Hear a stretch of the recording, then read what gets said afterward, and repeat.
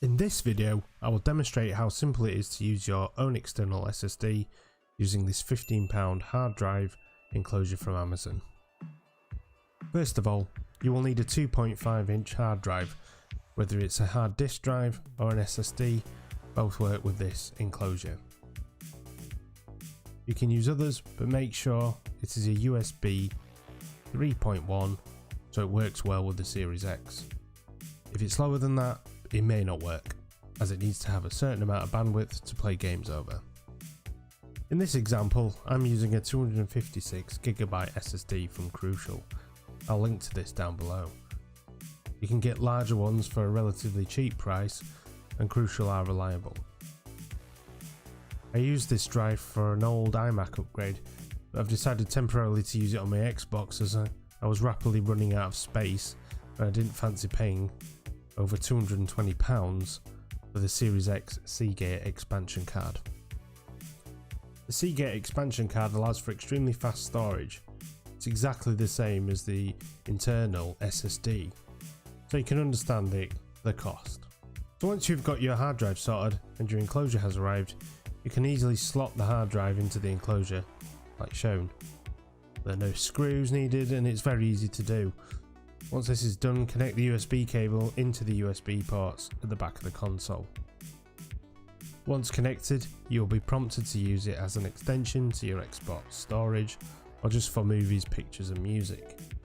Just select the Xbox One and it will format your hard drive to work with your console. It shouldn't take long at all to format and you can start moving games across then.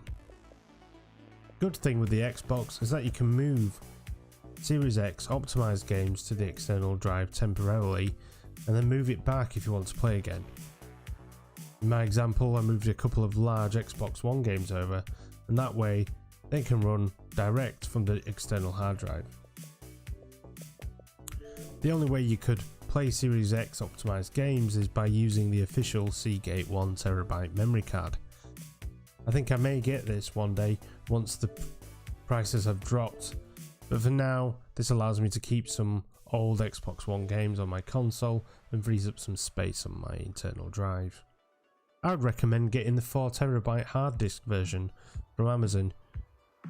Yes, it's not as fast as this drive, but it's so much cheaper and you can basically download all the Xbox games on Game Pass and put it on your external drives. This saves downloading all the time and you'll always have something to play. In this section I will demonstrate how long it takes to transfer Red Dead Redemption 2 from my internal drive to the external SSD and back. As you can see, it's fairly straightforward to manage your storage.